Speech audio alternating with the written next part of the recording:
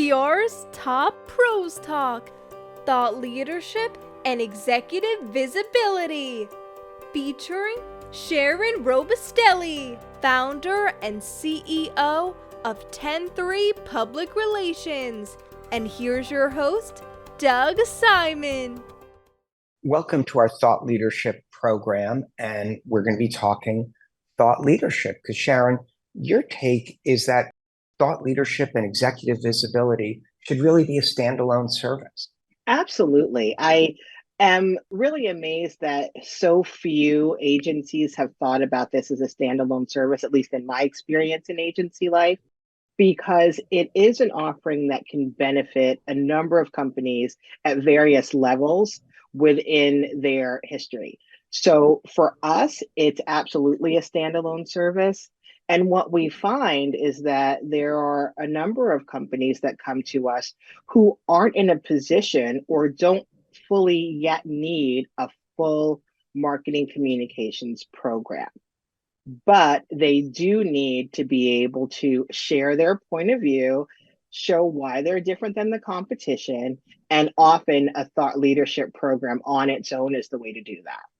You've touched on this, but how do you know if the thought leadership program, executive visibility program, is the right fit? When is it a right fit? When maybe isn't it a right fit? Yeah, I think there's a couple of things that we look at generally. And one is if a company is in sort of a parity industry where it's difficult to distinguish that one company from another. For example, if you look at the staffing industry, it's hard to know one executive recruiting firm from the other. So one thing that they can leverage is their leadership.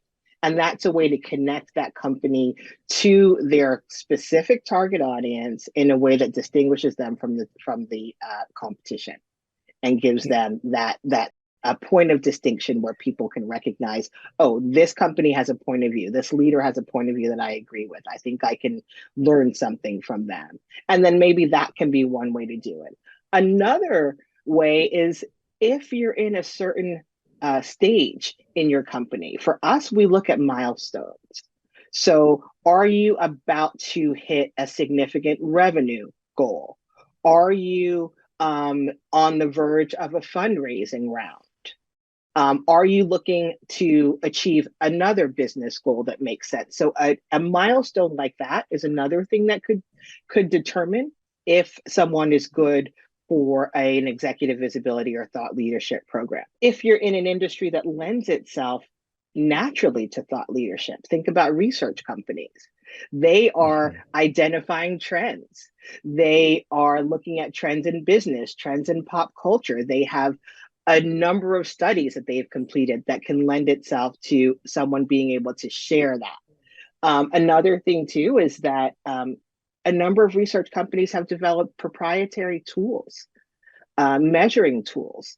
And so why not be able to talk about that and use that in a way that's going to meet the needs of your very specific audience? It may not be a B2C need, but in terms of B2B, it's a way to meet a very specific targeted audience. So those would be two examples of how we would determine if someone's a good fit for a thought leadership program. What if the person at the helm of the organization might not be the best from either a personality or comfort level with being out there? How important is it that they actually have to be out there? And what are some ways you work around that if it's sort of a challenging person or personality in that role?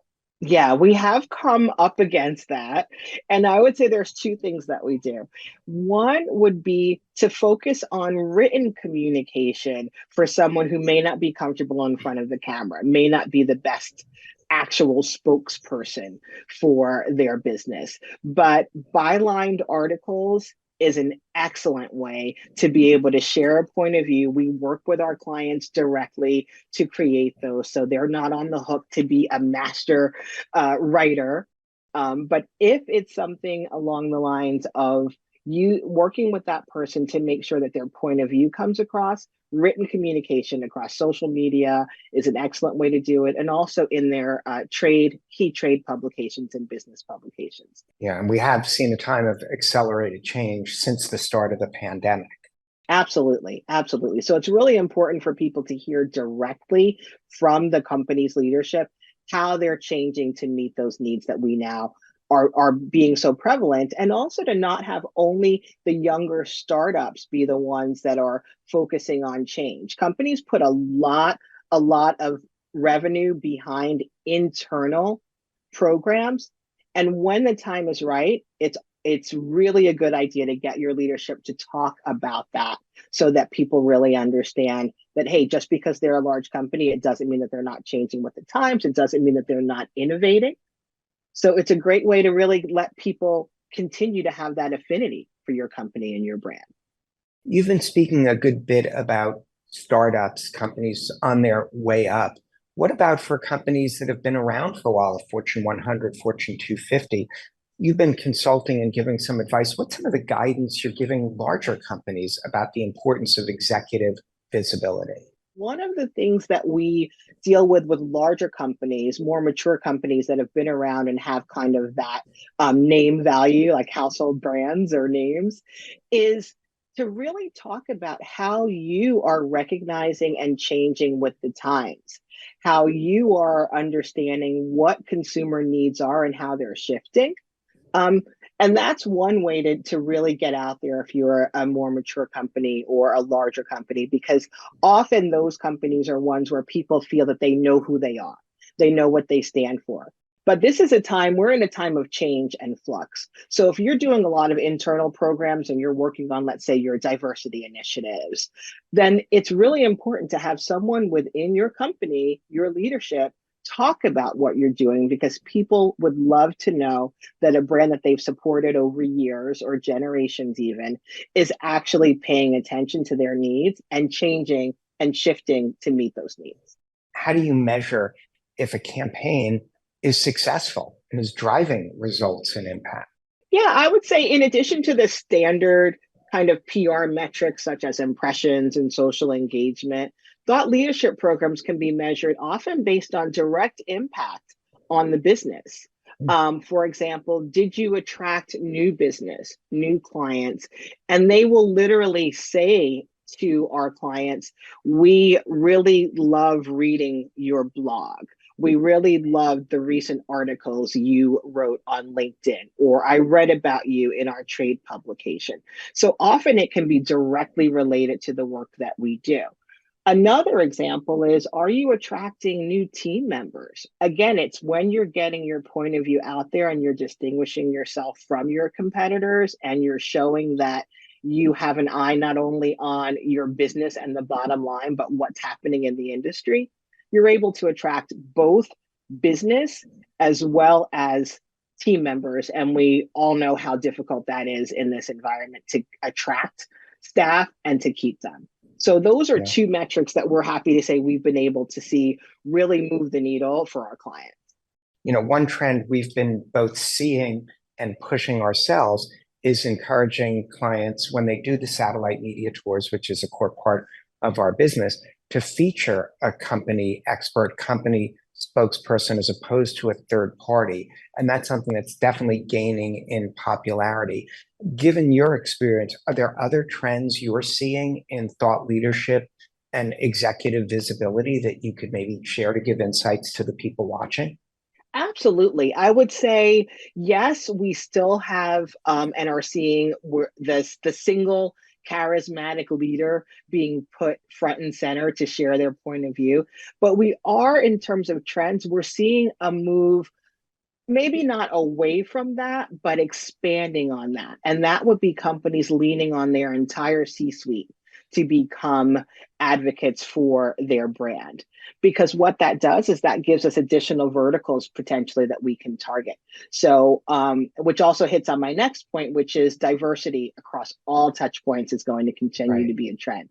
So, for example, if perhaps your CEO is not a woman, but someone else in your C-suite, your COO or CMO is, that is another vertical that you can address. You can now reach women in leadership. You can now look at some of the other factors that influence women in business. So I would say leaning on your entire C-suite is going to be a trend that will continue.